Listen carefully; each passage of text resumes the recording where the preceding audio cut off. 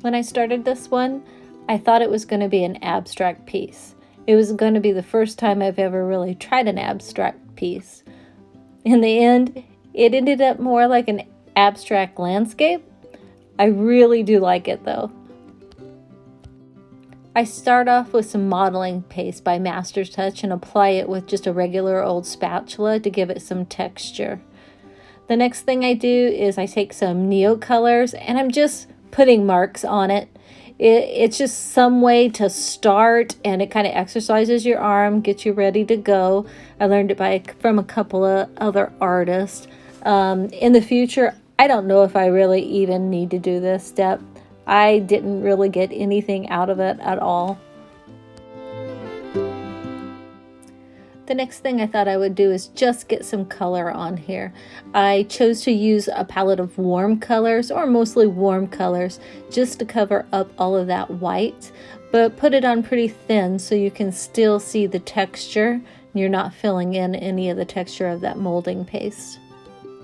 Now it's dried overnight and it looks nice and bright. I sprayed it with a little bit of water as well, got some drips going in there. So now I'm ready to go in for my second layer.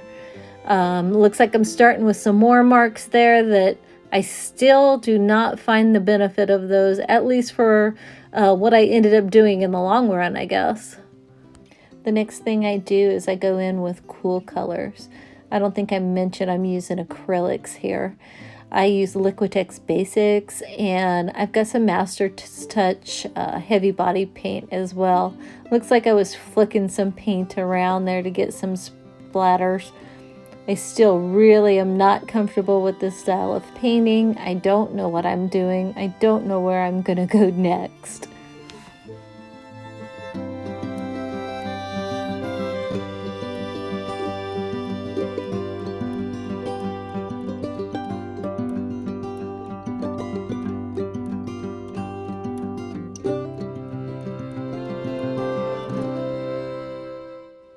Wanted to show you this cool little specialized palette knife. I'm going through and scraping through that paint and giving it another texture on there.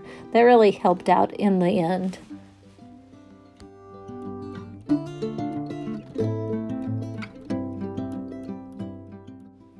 I'll walk through a little bit more of what I was trying to do here, and I of course ended up covering it all up in the end.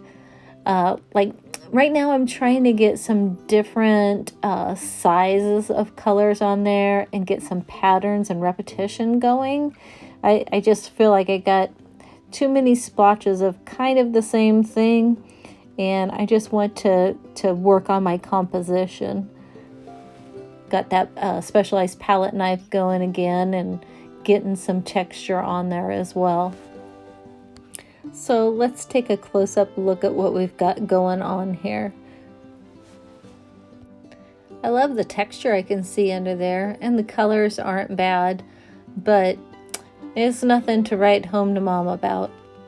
So enough was enough. I went back and forth between warm colors and cool colors, and I still wasn't anywhere near of what I thought I wanted to get. So this is where I changed directions. While I wanted to keep the abstract feel to this, I knew I needed to get something representational in here. So you can see I did a few thumbnails, and there I picked one. And I'm going to put that on the top of my easel there so I can keep an eye on it as I paint. At this point, this is one of the first videos you've seen of mine. You might not realize I'm actually a colored pencil artist. I've just been starting in acrylics here lately and playing around and doing some different things with impasto. I'm really loving the texture thing.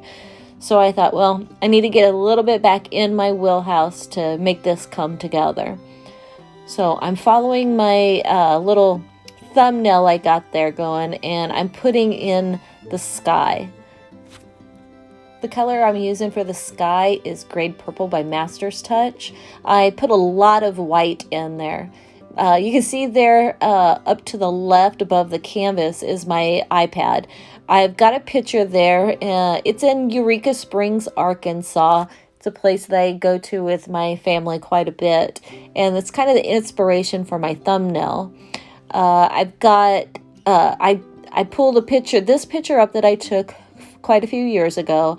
And then I was just in Street View in Google Maps and going around, and I found a few different scenes, and I kind of incorporated the two together because this scene is off the side of the road and it's looking down into the valley.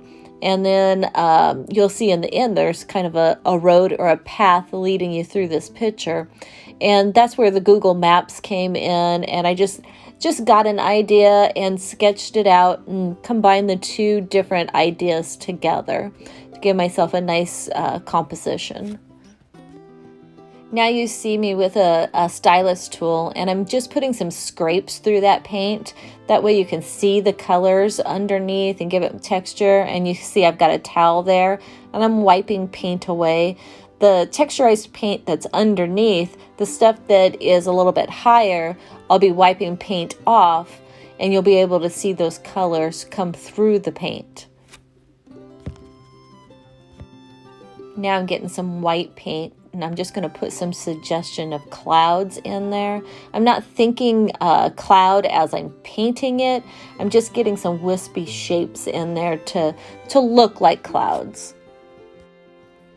This color here is that same gray purple that I used for the sky. This is just full strength. And I'm putting in the first mountain.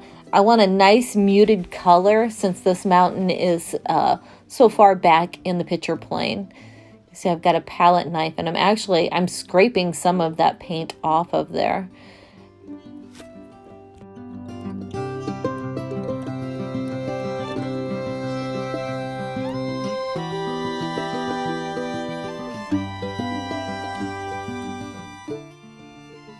I realize my skyline has not come down far enough.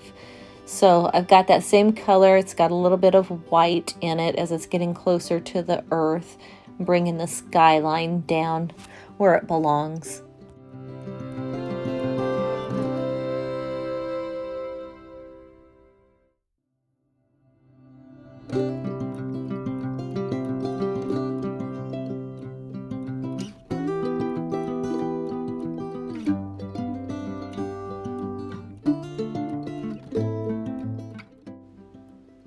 You see I've got my palette knife back out there again. I'm scraping through that paint. I must have put it on too thick.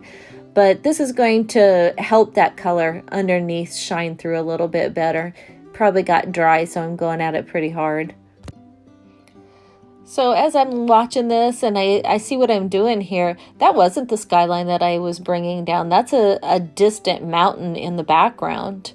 And you can see that I used that same grade purple, but I put a little bit more white in there because I don't want it as vibrant as the mountain that's in front of it.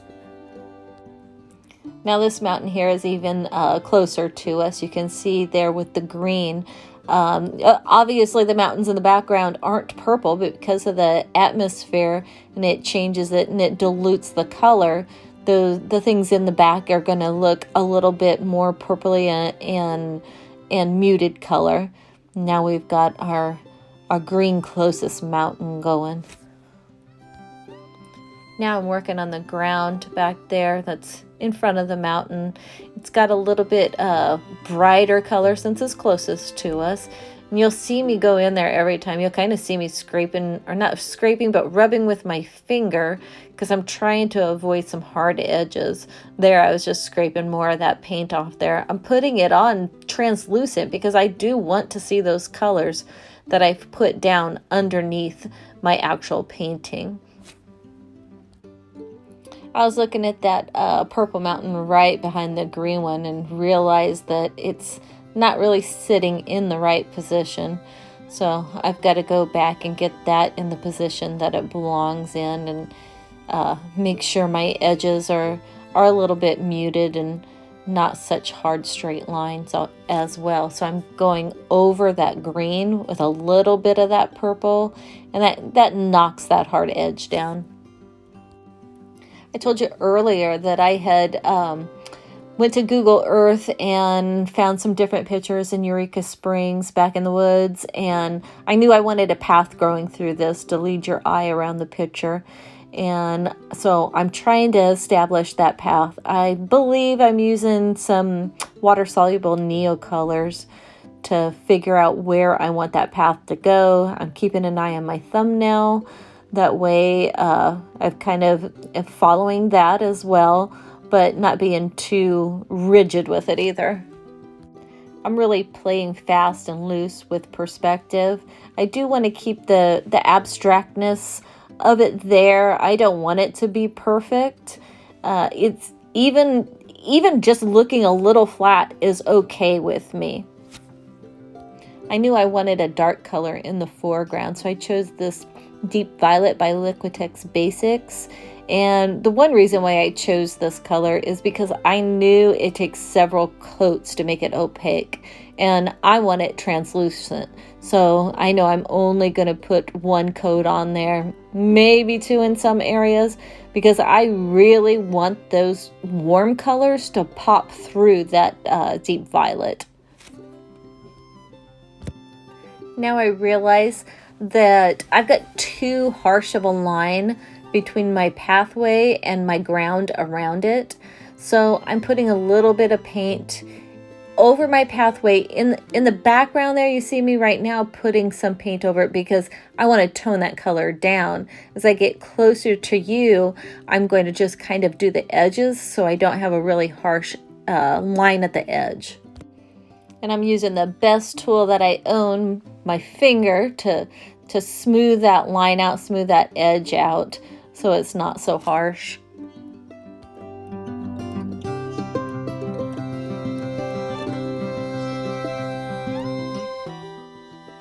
Well, I like so much how my finger worked to smooth the edge out that I realized I need to go into a few other places and smooth those edges down too. So I'll put a little bit of paint on, and then I'm going over it with my fingers and rubbing that in so there's no more line there. Or obviously there's a line there, but it's not nearly as harsh as it had been. Same thing up here. Putting a little bit more paint and rubbing it in.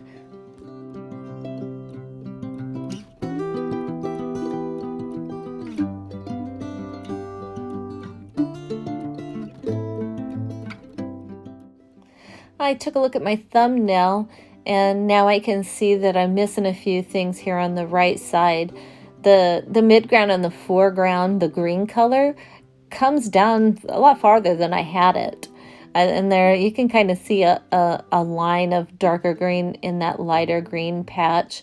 That was also in my thumbnail. I'm not even sure what it represents, but I liked it in the thumbnail, so went ahead and put it in here to see how it went, and I was pretty satisfied with it. Now that I'm pretty happy with my foreground, I'm taking a look and seeing what I need to tweak, and I can see there's a few different things in my mountains back there that I need to fix. That one bigger purple mountain, I'm realizing it's not quite the right shape, so I'm going to go in there and fix it. And then I need to delineate it from the mountains that are way in the background.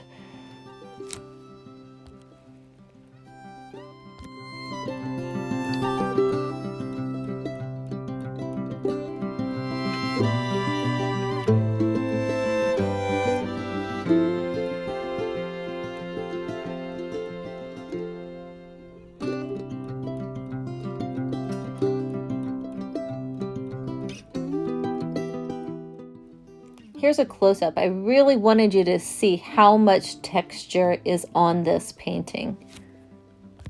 You can see those warmer colors under the translucent top colors. You can still see all of that really nice texture as well. So let me know what you think. Do you like this type of painting, the abstract realism? Do you like the texture? What's your favorite type of painting? Do you think I should stick with color pencil? Leave a message down in the comments. If you like this video, please hit the like button and subscribe to the channel so I can make some more videos for you.